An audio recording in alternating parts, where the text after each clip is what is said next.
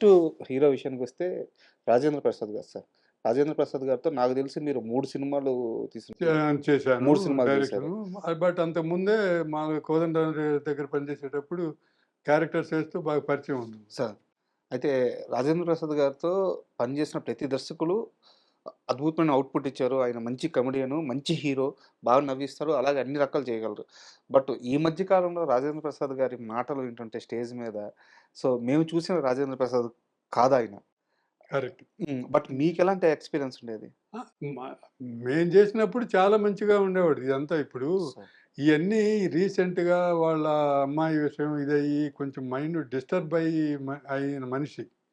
అంతకుముందు అసలేమి లేదు. సార్. చాలా జోవియల్‌గా, చాలా మంచిగా, చాలా బాగుండేవాడు. చేసేవాడు. ఇప్పుడొచ్చింది డిస్టర్బెన్స్, ఫ్యామిలీ డిస్టర్బెన్స్ తోటి హ్మ్. ఆహ్, మైండ్ డిస్టర్బ్ అయ్యి ఉన్నాడు గానీ, లేకపోతే మేము చేసేటప్పుడు ఎంత జాలీగా, ఎంత జోవియల్‌గా ఉండేవాడంటే ఆహ్, మామూలు సినిమాలప్పుడే కాకుండా బయట కూడా జోకులేసుకుంటూ ఎంతో చాలా చాలా ఇదిగా ఉండేవాడు. హ్మ్. చాలా ఫ్రెండ్లీగా ఉంటాడు.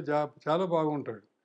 అది ఇగ ప్రతి మనిషిలోనూ వచ్చే కొన్ని ఫ్యామిలీ బర్డెన్స్ అయన్నీ వచ్చిన తర్వాత డిస్టర్బ్ అయ్యి వయసుతో ఈ వచ్చిన కొన్ని సమస్యలు. వయస్సుతోటి కూడా కాదు. ఫ్యామిలీ డిస్టర్బ్ అయ్యాడు. డిస్టర్బెన్స్. డిస్టర్బ్ అయ్యి పిల్లల దీనితోటి బట్ స్వతహాగా అయితే ఇలా ఉండే వ్యక్తి స్వతహాగా కాదు. అబ్బే అస్సలు హ్మ్. క్వెషనే లేదు. హ్మ్. చాలా మంచిగా ఉండేవాడు. నాతోటి చేసినప్పుడు ఎంత హ్యాపీగా ఉండేది. మామూలుగా నేను అది మాతృదేవోభవ తర్వాత ఎళ్ళాను గదా! ఎళ్తే "ఏంటి నువ్వు నాతోటి సినిమా జేస్తావా?" ఆ! అని చెప్పనేసి అంటే మాతృదేవోభవ డైరెక్టర్ ఒక ఎంటర్‌టైన్‌మెంట్ హీరోతోటి చేయటం అంటే అది షాక్‌గానే ఉంటది గదా! అంతే. ఆ! అని చెప్పనేసని "అదేంటి నేను నీకు అంతకుముందు గూడా తెలుసు గదా!" అని చెప్పానంటే, "నేను ఊరికే అంటున్నానులే చెబుతున్నాను. హ్మ్. నువ్వు ఆ సినిమా తీసిన తర్వాత అసలు నాతోటి చేద్దామని చెప్పి అనుకోవటం విచిత్రంగా ఉంది నాకు." హ్మ్. అని చెప్పనేసని అంటే నేనన్నాను. అది మాతృదేవో అందరిని ఏడిపించాము. అలాగే నవ్వించాలని గూడా నా ఉద్దేశ్యం. అప్పుడే డైరెక్టర్ ఫుల్ ఫ్లెడ్జ్డ్‌గా అన్నీ చేస్తాడనేది అనిపించుకోవాలనేది హ్మ్. నా ఉద్దేశ్యం. అందుకని అది సెంటిమెంట్ సైడ్ అట్లా ఎళ్ళిపోయింది. ఇది ఫ్యామిలీ డ్రామాను కమర్షియల్‌గా సోమరావు తోటి చేసేసి ఇద్దరు భార్యలను ఇద్దరు భార్యలు గాదు. భార్యను ఒక లవరు మధ్య హ్మ్. డ్రామా చేసి ఒక డ్రామా మంచి డ్రామా సినిమా హీరోలతోటి చేశాను. అది ఒక వర్షన్ అయిపోయింది. సో, ఎంటర్‌టైన్‌మెంట్ గూడా చేస్తే నేను ప్రూవ్ చేసుకుందామని ఇదని చెప్పి అని చెప్పాను. అనుకున్నట్టుగానే 'వద్దు బావ తప్పుకి' రేలంగి గారి అవార్డొచ్చింది. హ్మ్. సో, నేను అట్లా ఎంటర్‌టైన్‌మెంటు ఇలా సెంటిమెంటు, అలా ఫ్యామిలీ డ్రామా 3 వర్షన్‌లు చేసి ప్రూవ్ చేసుకున్నాను. అండ్ మీ సినీ ప్రయాణం గురించి ఈ ఇంటర్వ్యూలో ఇది నా లాస్ట్ ప్రశ్న.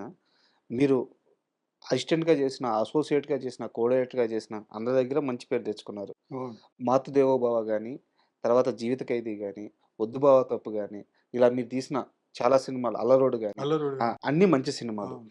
కానీ మిగతా మీ కెరియర్‌లో ఎందుకు మిగతా బిగ్ స్టార్స్‌తో సినిమాలు చేయలేకపోయారు? అదే. అంటే నేను వెళ్ళటం అని చెప్పనేది కొంత నేను మిస్టేక్ చేశానది. అంటే మీ అప్రోచ్‌లో లోపం ఉందా? అది కరెక్ట్. ఎందుకంటే మీ నా పనిలో అప్రోచ్ లోపం లేదు. లేదు మీ లేదు. పని మీ పని కళ్ళ ముందు కనిపిస్తుంది. అవును. అద్భుతమైన కనపడుతుంది. వర్క్ కనిపిస్తుంది. అందరూ అంటారు గూడా ఇదే మాట మామూలుగా. నీవు కొన్న పేరుకి నువ్వు చేసిన సినిమాలకి ఈ మ ఎక్కడో ఉండాలి గదా! అసలు అని చెప్పనేసని మీరడిగినట్టుగానే చాలామంది అడుగుతారు. సార్. అంత గుర్తింపు రాలేదే అని చెప్పనేదంటే, నేను చేసిన కొన్ని మిస్టేక్స్ వల్ల ఆ టర్న్ తీసుకోవటం అని ఉంటది. ప్రతి లైఫ్‌లో నాకు కూడా ఒక టర్న్ వచ్చింది. మంచి టర్ను. హ్మ్. దాన్ని నేను రైట్ టైమ్‌లో ఉపయోగించుకోలేకపోయాను. సార్. సో, అంటే అయితే అలా చేసుకున్నాను. అలా ఇదవ్వలేదనే రిగ్రెట్ మాత్రం లేదు నాకు. హ్మ్. ఎందుకంటే మీరన్నట్టుగా ఇంకా హీరోలతోటి చేసేసి కమర్షియల్‌గా పెద్ద డైరెక్టర్ అని అని వచ్చేదేమో గానీ, మాతృదేవో అంత పేరు ఓన్లీ వన్ అనేది మాత్రం డెఫినిట్‌గా అది ర ఇంకెవరికీ దక్కేది గాదు. దక్కేది ఆ దక్కేది. గౌరవం, ఆ ఆ! అదృష్టం, ఆ పేరు అవును. అది అందరికి దక్కేది గాదు. సో, నేను సినిమాల్లోకి వచ్చినందుకు నేనది రీచ్ అయ్యాను. దానికి అని చెప్పని ఇలా కమర్షియల్‌గా వదిలేసానండి. హ్మ్. కమర్షియల్‌గా హీరోలతో చేస్తే బాగా డబ్బు బా బా వేరే పేరొచ్చేది. బట్ ఈ పేరింత వచ్చేది ఏం కాదు. ఇది మర్చిపోలేని పేరని చెప్పనేసని నేను ఫీల్ అవుతున్నా గానీ, వాళ్ళతోటి చేయలేదనే బాధ గాని, రిగ్రెట్ గాని అట్లా సార్. ఏమి అండ్ 'చదలవాడ శ్రీనివాసరావు' గారితో మీ రిలేషన్స్ ఎందుకంటే మీ మొత్తం సినిమాలు చూసుకుంటే ఆయనతో జర్నీ చాలా ఎక్కువుంది. నిర్మాతగా ఆయన, దర్శకుడిగా మీరు. సో, తర్వాత కాలంలో గూడా మీ ప్రయాణం అలాగే కొనసాగుతూ వస్తుంది. ఇప్పుడు మీరిద్దరూ కలిసి డైరెక్టర్స్ అసోసియేషన్ సంయుక్త కమిటీ ఒకటి పెట్టి అవును. ఎంతమంది దర్శకులకి ఛాన్స్ ఇవ్వాలని ఒక ₹30,00,00,000 బడ్జెట్ పక్కన తీసి పెట్టున్నారు. అవును. అసలు ఏం సార్ ఈ ఐడియా ఏంది? 'చదలవాడ శ్రీనివాసరావు' గారితో మీ ప్రయాణం గురించి చెప్పి తర్వాత అసలు ఈ ఐడియా ఏంది? ఈ దర్శకుల సంఘం వర్క్ ఏంది? ఇది క్లియర్‌గా చెప్పండి సార్. శ్రీనివాసరావు గారి వాళ్ళతోటి ఉన్న తిరుపతిరావు గారి వాళ్ళ గొప్పతనం ఏంటంటే, ఒక మనిషి పరిచయం అయితే అంత తేలిగ్గా వదిలిపెట్టరండి. సార్. వాళ్ళ అట్రాక్ట్ చేసేస్తారు. వాళ్ళ హ్మ్. బిహేవియర్ తోటి, వాళ్ళ మాటలతోటి అంత ఆప్యాయంగా చూస్తారు. హ్మ్. తక్కిన వాళ్ళు అంతవరకు ఆ సినిమా అయిపోయిందా? అంతటితోటి కట్ ఆఫ్ అయిపోద్ది. వాళ్ళ నేచర్ అది కాదు. హ్మ్. సినిమాకి ఇక జీవిత ఖైదీకి తీసుకొచ్చేసి సబ్జెక్ట్ అంతా రెడీ చేసుకున్నాను. అది పెట్టాము. చేస్తే ఆయన ఇక్కడికి వచ్చేసి మేము మెడ్రాస్‌లో ఉండేవాడిని. ఇక్కడ హోటల్‌లో పెడతారు జనరల్‌గా తీసుకొస్తే. హ్మ్. అంతే కదా! అంతే. మాకు అన్న ఇక్కడికొచ్చినప్పుడు ఆ! హోటల్‌లో పెడతారు. ఆ! ఇప్పుడు మా కెమెరామెన్ గాని అందరూ వస్తే అట్లాగే పెడతారు. హ్మ్. కానీ ఆయన నన్ను వాళ్ళ ఇంట్లో పెట్టుకున్నాడు. సార్. ఇంట్లో పెట్టుకొనేసి వాళ్ళ ఇంట్లో ఫుడ్డు, ఫ్రూట్స్ అదంతా చూసేసి ఇక వాళ్ళ ఇంట్లో మనిషిలాగా చూసేసుకున్నారు ఫస్ట్ సినిమాకే. హ్మ్. లేకుండా గాని. సో, అట్లాగా వాళ్ళు మనుషుల్ని వదిలిపెట్టరు. సినిమా అయిపోయిన తర్వాత నేను వేరే సినిమాలు చేస్తున్నా కూడా కలవటం, మాట్లాడటం అది ఆ సందర్భం అది అట్లా అదంతా కంటిన్యూ అవుతూనే ఉంది. మధ్యలో వేరే చోటకెళ్ళినా నేను చేసినా గూడా ఆ రిలేషన్ అనేది కట్ అవ్వలేదు. వాళ్ళు కట్ అవ్వనివ్వరు. హ్మ్. అది కంటిన్యూ చేస్తా ఉంటారనమాట. తోటి బాగా ఫ్రెండ్ అయిపోయారు. సార్. నాకు గూడా ఏంటంటే సినిమా ఉన్నప్పుడైనా, లేనప్పుడైనా కూడా ఒకే రకంగా ఉంటున్నారు మనకి. హ్మ్. ఫ్రెండ్లీగా. అదే గదా కావాల్సిన ఆ! ఫస్ట్. హ్మ్. అందుకని తక్కినోళ్ళు ఎక్కడ మనం చూడలేము, అటు ఉండం. ఇప్పుడు నేను సినిమాలు చేయకపోయినా కూడా గ్యాప్ వచ్చిన తర్వాత అయినా కూడా ఆయన మామూలుగా మా ఇంటికి రావటం, నన్ను ఎక్కించుకొనేసి సిటీలోకి రావటం, సిటీలో ఏదైనా పనులుంటే చూసుకోవటం, తర్వాత మళ్ళీ మా ఇంటి దగ్గర దింపటం, వెళ్ళిపోవటం. హ్మ్. అలా చేస్తుండేవాడు. మామూలుగా ఆ రిలేషన్ ఇంకా కట్ అవ్వకుండా. హ్మ్. అలా జరుగుతూ ఉండేది. సో, అందుకని ఇక ఒక ప్రొడ్యూసరు, డైరెక్టర్ కన్నా కూడా ఫ్రెండ్లీ వాళ్ళ ఇంట్లో మెంబర్‌లాగా అయిపోయారు. నాకు భోజనం వాళ్ళ వైఫ్ పెట్టిద్ది గదా! ఇంకా ఆమె కూడా ఫ్యామిలీ మెంబర్‌లాగా హ్మ్. ట్రీట్ చేస్తారు. వాళ్ళందరూ పిల్లలు గూడా వాళ్ళు గూడా. వాళ్ళిద్దరు చిన్న పిల్లలు గూడా నేను జీవితకాలంలో ఇద్దరు పిల్లల్ని పెట్టారు. సార్. చిన్న పిల్లలుగా. హ్మ్. ఓకే. ఆహ్, వాళ్ళేనా? ఆ! ఆ! ఆ! ఆ! ఆ! ఆ! సో, అందుకని ఇప్పుడు వాళ్ళ పిల్లలు గూడా అందరూ అంకుల్, అంకుల్ అని చెప్పంటే చిన్నప్పటి నుంచి ఇక వచ్చిన ఇది గదా! సో, అందుకని ఒక ఫ్యామిలీ మెంబర్‌లాగా నేనిప్పుడు ఇంటికెళ్తే డైరెక్ట్‌గా వాళ్ళ ఇంట్లో భోంచేసేస్తాను. ఎవరిని అడగక్కర్లేదు, చేయక్కర్లేదు, ఏం లేదు. హ్మ్. అందరూ తెలిసినోళ్ళే. హ్మ్. ఇంట్లో వాళ్ళ వైఫ్ గాని, వాళ్ళు గాని, మొత్తం పిల్లలు గాని మొత్తం. ఇప్పుడు ఆయనకొచ్చే కోడళ్ళు గాని, హ్మ్. అందరూ తెలిసినోళ్ళే అన్నమాట. అలాగా ఫ్రెండ్లీ నేచర్ ఇదంతా ఉంది. ఉన్న తర్వాత మా డైరెక్టర్స్‌ది యూనియన్ ఎలక్షన్స్ జరిగింది. సార్. ఎలక్షన్ జరిగి ఒక టీము ఫార్మ్ అయిపోయింది. అవును. ఆ టీమొచ్చేసి ఆయన్ని గౌరవించడం కోసం చెప్పనేసని అక్కడికొచ్చారు. హ్మ్. కొల్లూరొచ్చారు. వస్తే దాంతో మాటల్లో ఇదంతా అయిపోయిన తర్వాత మాట్లాడుతూ ఆహ్, మామూలుగా ఈళ్ళన్నారన్నమాట. మా దాంట్లో చాలామంది యంగ్‌స్టర్స్ ఉన్నారండి. వాళ్ళకి ప్రొడ్యూసర్‌లని అప్రోచ్ అవ్వటం ఎలాగో తెలియక ఈజీగా రానియరు కదా! అప్రోచ్ ఎవరు ఏది చెబుతా అంటే ఆదిత్య గారు చెప్పారు ఈ మాటలు? అవునండి. హ్మ్. రాక అట్లాగా చాలామంది టాలెంట్ ఉండి గూడా ప్రొడ్యూసర్స్ లేక అలా ఉన్నారు అని చెప్పనేసని, హ్మ్. అని చెప్పంటే అలాగా అని చెప్పనేసని ఆయనకెందుకో ఐడియా వచ్చేసి, సరే పోనీ ఓ పని చేద్దాం. డైరెక్టర్స్ అంత టాలెంట్ ఉంది ఇది ఉన్నారు కాబట్టి జాగ్రత్తగా చేసుకుంటారు కాబట్టి, నేను ఒక 30,00,00,000 పెడతాను. మీరు చిన్న సినిమాలే చేయండి. పెద్ద సినిమాలు అని అట్లా అవేం పెట్టుకోవద్దు. హ్మ్. సో, చిన్న సినిమా కొత్తోళ్ళతోటి మీ టాలెంట్ బయట పెట్టుకోవటం కోసం కాబట్టి ఇది. హ్మ్. 3,00,00,000 ఒక్కో సినిమాకైతే మీరు మంచి బడ్జెట్‌తో చేసేయొచ్చు హ్మ్. కొత్తోళ్ళతోటి. సో, అలా టార్గెట్ పెట్టుకొని ఒక 10 సినిమాల ప్లాన్ చేసుకోండి. ఒక 10 మందికి జీవితం వచ్చినట్టు అవుద్ది. 10 మందికి జీవితం 10 మందికే కాదు. 10 సినిమాలు చేస్తే కొన్ని వందల మంది ఆ జీవితాలు సినిమాకి పని జేస్తారు. అవును. ఆ! ఎంత హ్మ్. అన్ని క్రాఫ్ట్‌లు పనిచేస్తాయి అవును. గదా! వస్తాయి. రెండోది ఆ 10 తోటి ఆగదుగా. ఆయనేం జెప్పాడు? నేను 30,00,00,000 మీకిస్తున్నాను. లాసొస్తే మీకు సంబంధం లేదు. పోయినాయనుకుంటాను. హ్మ్. లాభం వస్తే నాకు 50% ఇవ్వండి. హ్మ్. ఇప్పుడు 4, 5 సినిమాల్లో చేస్తే మాకు డెఫినిట్‌గా మేము డైరెక్షన్ డిపార్ట్‌మెంట్ ఇంతమంది ఉండి ఇంత చేసినప్పుడు 4 సినిమాల్లో 2 సినిమాలన్నా ఆడతాయి. హ్మ్. 2 సినిమాలు ఆడితే డెఫినిట్‌గా డబ్బులొస్తాయి. డబ్బులొస్తే మళ్ళీ అది రొటేషన్ అవుతుంటుంది కదా! మళ్ళీ టీమని. ఇక్కడే పెడతాను. ఆ! మరి అదేగా జరుగుతుంది. ఆ! మాకే దీనికే పెడుతున్నాడు. 50% ప్రాఫిట్ దీనికే ఇచ్చేస్తున్నాడు. ఆ! 50% ఆయన తీసుకున్నాడు. ఈ 50% తోటేను ఈ పెట్టినయంతా ఇంగ రొటేట్ అవుతుంటాయి గదా! సో, హ్మ్. 10 సినిమాలు గాదు. ఇగ అలా కంటిన్యూయస్‌గానే జరిగిపోద్ది. అవును. మంచి టాలెంట్ ఉన్నోళ్ళందరికి అవకాశం వస్తది. ఆ సక్సెస్‌ని బట్టి అది ఎంత దూరమైనా ఎళ్ళొచ్చు. బాగా సక్సెస్ అయితే పెద్ద హీరోలతోటి కూడా తీయొచ్చు. సార్. డైరెక్టర్లు. హ్మ్. ఆయనైతే పునాది చాలా స్ట్రాంగ్‌గాను అది ఐడియా ఎందుకొచ్చిందో తెలీదు. ఆయనకే వచ్చింది. సార్. నేనేమి మాట్లాడలేదు. నాతోటి ఇట్లా చేద్దామని ఆయన డిస్కస్ చేయలేదు. ఏది లేదు. బట్ ఇక్కడ గూడా మీకు దానికి అధ్యక్షులుగా మిమ్మల్ని ఆ! పెట్టి అది అది తర్వాత సంగతి. అంటే హ్మ్. ఆ ఐడియా వచ్చిన తర్వాత నాతోటి డిస్కస్ చేసాడు. ఎలా చేద్దాం? ఏంటి? ఇది అని చెప్పనేసని. ముందు ఐడియా 30,00,00,000 పెడదాం అనేది ఆయన సొంత ఐడియానే. హ్మ్.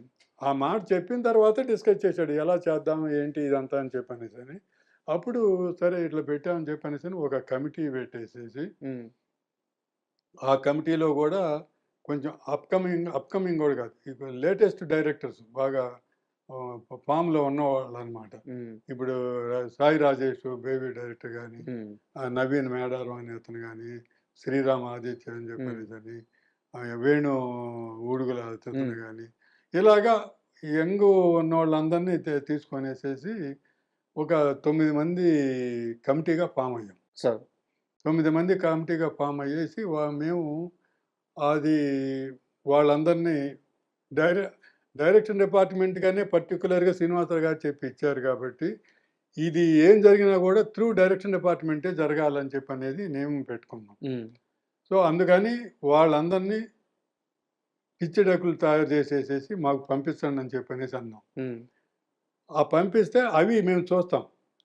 ఎవరు చూస్తున్నారు? ఎవరు కథ ఇంటున్నారు? ఎవరు ఫైనలైజ్ చేశారు? కథ చెప్పేటప్పుడు తెలుస్తది పలానోళ్ళకి అవును. చెప్పామనేది. కానీ వాళ్ళేం ఫైనలైజ్ చేసేవాళ్ళు కాదు ఆ టైంలో. హ్మ్. సో, వాళ్ళు వచ్చేసి పలానోళ్ళకి చెప్పుకున్నారు అంతే. ఫైనలైజ్ చేసేది ఎవరు ఫైనలైజ్ చేస్తున్నారనేది ఈళ్ళకెవరికీ తెలీదు. సార్. ఒకళ్ళ మీద ఇదే పోకుండా వాళ్ళు రిజెక్ట్ చేశారని గాని, వాళ్ళు చేశారని అది రాకుండగా ఫైనల్ ఎవరు చేశారనేది ఎవరికీ తెలీదు. మాకు ఆ పిచ్చిడాకుల్లో వచ్చిన తర్వాత అయి నచ్చితే దాంట్లో పిచ్చిడాకులు పంపించిన దాంట్లో నచ్చితే వాళ్ళకి ఫోన్ చేస్తాం. హ్మ్. వాళ్ళొచ్చి కథ చెప్తారు. హ్మ్. ఎవరికి మా ఇష్టం వచ్చిన వాళ్ళకి ఏదో చెప్పెళ్తారు. ఎళ్ళిపోతారు.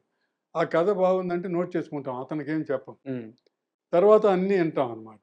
ఇన్న తర్వాత ఎవరిని పిలవచ్చు మనకు నచ్చింది అని హ్మ్. చెప్పనేసి అది ఒక లిస్ట్ తయారు చేసుకొనేసేసి వాళ్ళని పిలిపిచ్చేసి ఇప్పుడు కథ చెప్పమంటాం ఫుల్‌గా. సార్.